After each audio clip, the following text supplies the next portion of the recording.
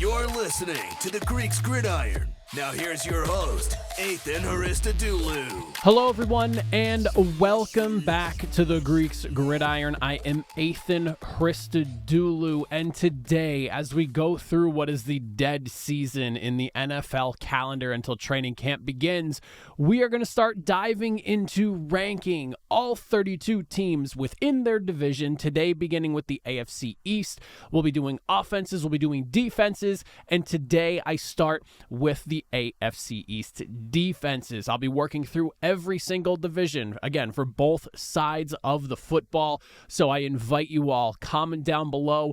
Let me hear your thoughts. How would you rank these teams? Where do you think my rankings stand? Do you think I'm dead wrong? Do you agree? I would love to hear and discuss with you all. But we will dive in, starting with the number 4 team, in my opinion, in the AFC East. And with a ton of turnover going on this offseason, I think it very fairly, it just makes a lot of sense to me to have the Miami Dolphins sitting at number 4. You have a new defensive coordinator in Anthony Weaver, who thankfully was hired from Baltimore, a place that is known for great defenses here. But between a new defensive coordinator and a significant amount of turnover on the defensive side of the roster, I do think that it is worth maybe having a little bit of concern as to what this defense is actually going to look like in 2024. Now, I'm not going to sit here and say they are dead to rights and that there's absolutely no way that this defense can't improve from where they were last year.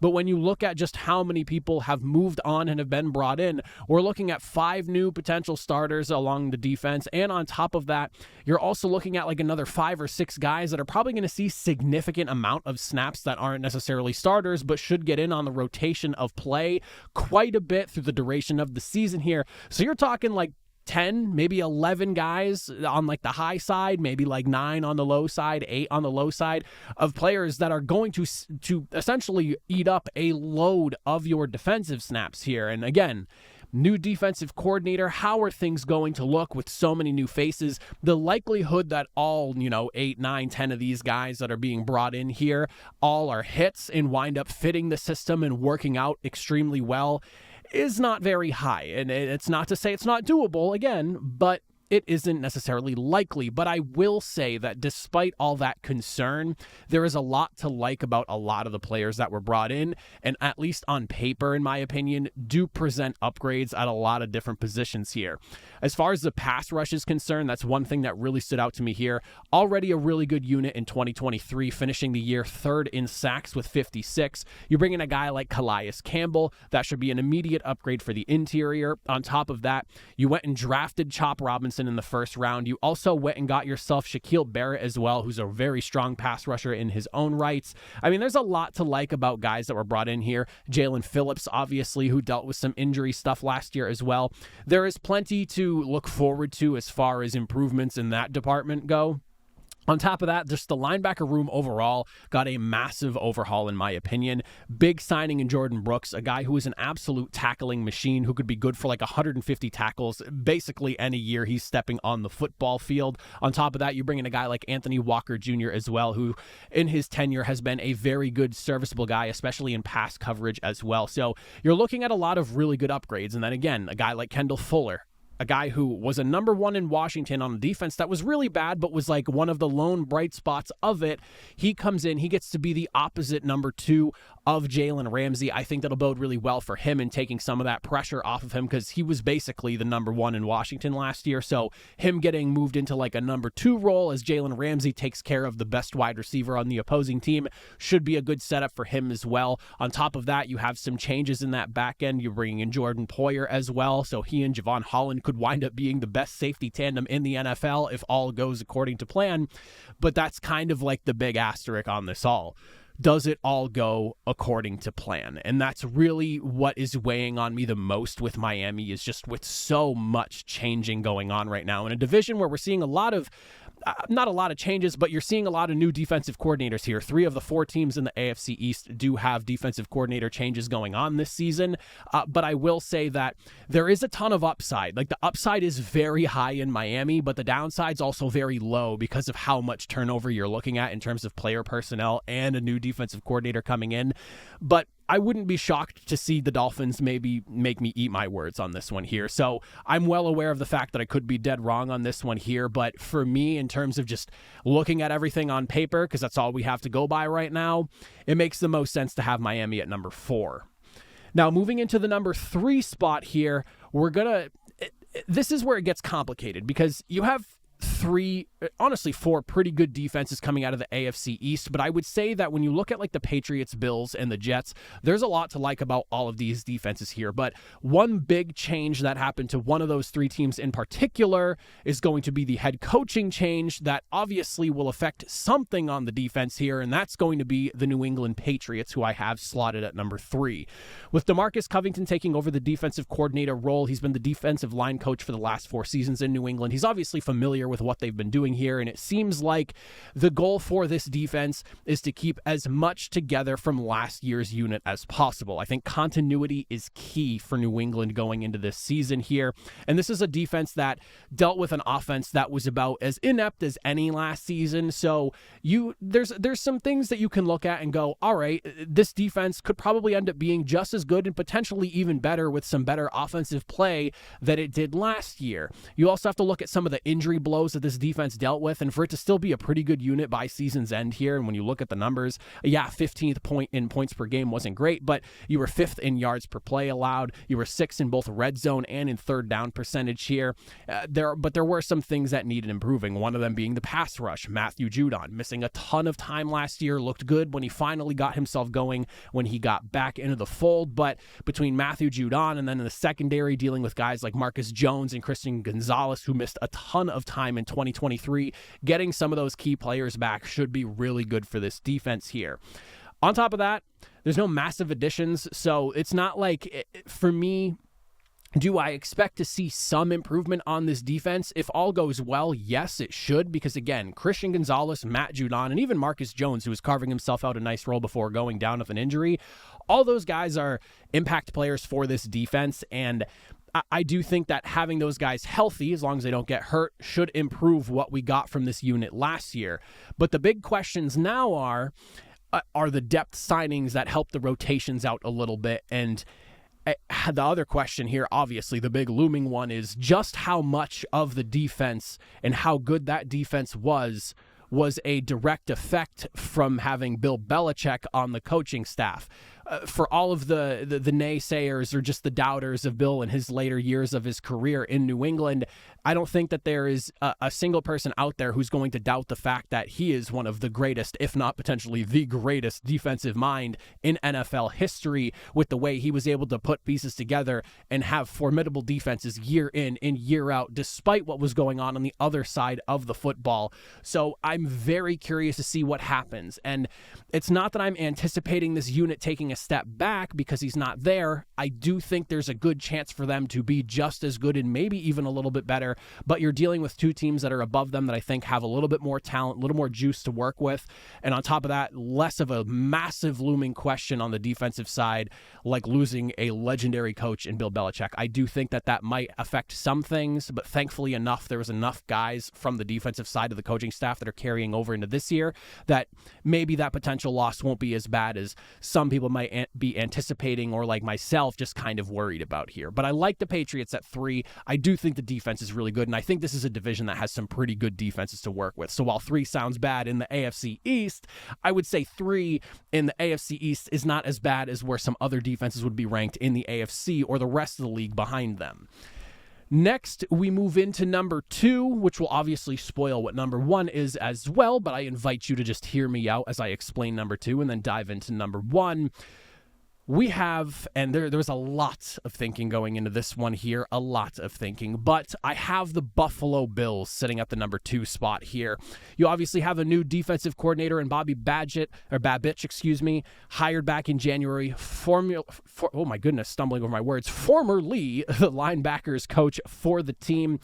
This defense was devastated by injuries last year. Massive key players missing significant amounts of time. You think of the early loss to Matt Milano, Von Miller not really getting to play last year. Cornerback Rasul Douglas basically missed a large portion of the season as well.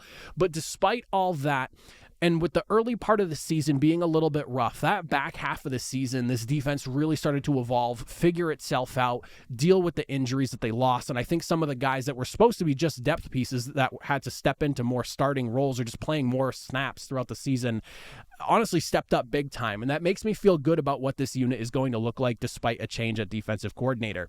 This is a team that finished the year 4th in points per game allowed. They were 3rd in takeaways. They were 4th in sacks, but some of their big struggles came within 3rd down in the red zone, ranking 18th and 19th in those two categories there. 3rd down being 18th, red zone defense being 19th. But overall, this is a defense that has a lot of depth to it. And I think there's more questions in regards to what the Bills' offense is going to look like this year than the defensive side of the football. And I think Sean McDermott is going to have his guys ready to go on this side. And as far as the roster changes go, you're looking at a pretty consistent unit, which bodes really well. And this is another situation where, yes, there's a DC change, but it's Sean McDermott's team. And on top of that, the only real thing you're looking at right now, and it's definitely a significant one, your safety tandem, who was arguably the best in the league for quite some time in Jordan Poyer, who is now in Miami, and Micah Hyde, who is still sitting in free agency and I don't think has ruled out a potential return to Buffalo, depending on how things shake themselves out. Right now, you're looking at rookie Cole Bishop and Taylor Rapp as the two lead guys at the top of your secondary. But I mean, there's nothing that really points to a regression from the defense, in my opinion. The Bills defense has been good for a while now, and I don't really see that changing. And when you look at some of the signings they had, it wasn't really about getting starters, more so as it was about just filling out the depth of the roster. You got the safety in Mike Edwards, defensive lineman in Dwayne Smoot, and also Austin Johnson. You got linebacker Nicholas Morrow as well. Like, there's a decent amount of guys that are coming in that'll fill in those rotational roles really well, in my opinion. And this defense, just from top to bottom, is really good. It's not been the issue. And yes, you could point to maybe some of the departing guys like Tre'Davious White, who honestly has dealt with so many injuries, it hasn't necessarily mattered that he hasn't been playing the last few years anyways. I'm not worried about this unit at all. I think they're going to come back. They're going to be as good as they have been, potentially even better, considering it's basically the same group. So they're working in the same system, more experience, more reps, same verbiage, all of that. A lot of those things bode really well for this unit here. The real thing is going to come down to just like, how does this defense look on a weekly basis, game plan wise? Like, what's going to change? Because you have obviously a new defensive coordinator there, but obviously I'm assuming a lot of the direction is going to come from what Sean McDermott wants anyways. So I think this defense comes back just as good. There is like the potential of maybe a slight step back against the pass, but overall I expect this unit to be just as dominant as it has been the last few years. And then, of course, to wrap up the group, at number 1, we're looking at the New York Jets, with now their 4th season under defensive coordinator Jeff Ulbrich. This is a defense that honestly could be elite, and by elite, I mean is a top 3 unit this season, as long as they get some good offense on the other side of the football. The biggest issue with this team all last season was the offense's just flat out inability to move the football. Another team in this division that really suffered from poor offensive play and had a good defense backing them up, even despite all that, all throughout last season. Despite the offense being dead in the water all year, they still finished in 12th in points per game allowed. They were 3rd in total yards allowed per game. They were tied for 8th in takeaways, 7th in sacks, despite having the 2nd lowest blitz rate, only to the Indianapolis Colts last season. This was a fantastic defense that found themselves in so many tight games that the offense just simply could not win because of the quarterback play. When you look at the roster changes, there are some decent losses that you have to look at here, but I think they did a really good job of mitigating those losses and replacing them with almost like equal parts. You see the loss of Bryce Huff. That was a tough one, but then you went and go and trade for Hassan Reddick, who in my opinion, A-plus player, A-plus pass rusher as well. He should be great for this defense. You went and signed Javon Kinlaw to replace the loss of Quentin Jefferson, who is a solid guy in the pass rush as well. And the real big need right now that you're looking at as far as replacements and, loss of production, Safety Jordan Whitehead is gone. For now, it seems like Chuck Clark is going to be the guy that has to take care of that spot, but we'll see if maybe some of the younger guys that are behind Chuck Clark maybe overtake him. Like there's, Ashton Davis as well. You also had a 7th-round draft pick in Jalen Key. There are some guys on the depth chart listed behind him that could potentially overtake him if things don't really go well for him, but him being like a 6 or 7 year vet, whatever it is he is now, I foresee him holding down the role. And then you also have a need to deal with Carl Lawson, obviously leaving, but thankfully you kind of have a litany of young pass rushers, or just guys that you can put on the edge, I should say, or not even on the edge, that playing a defensive end spot, that it's time for them to step up essentially with the departure of him. You of course have Jermaine Johnson, who's currently slotted in the spot that he was playing at. You also have Will McDonald and Michael Clemens that are in the depth of the defense as well on the defensive end positions here. So for me, the way I look at this Jets defense and just how good they were at shutting teams down last year, I mean, and some of the big names that you have in a guy like Sauce Gardner, DJ Reed in the secondary as well. And I mean, your defensive front is as threatening as anybody with, again, the addition of Javon Kinlaw, but you have a 1st-round pick in Jermaine Johnson. You have a 1st-round pick in Will McDonald IV. You have obviously Quinnen Williams and now Hassan Reddick as well. Linebackers are really good in Quincy Williams and also CJ Mosley. Like there's a lot of big names on this defense. And if Aaron Rodgers is healthy and this offense can reach the level that it needs to, and is honestly at this point, like if it doesn't hit top 10 offense heights with the way they're built out and how much they've invested on the offensive side of the football this offseason, this defense could spend very little time on the field because they're going to A, be rested, B, the offense will be chewing up clock and scoring a lot of points, which obviously bodes well for the defense. Nothing hurts more than constant 3 and outs or plays that don't go beyond like 6, or just drives, that don't go beyond 6 plays.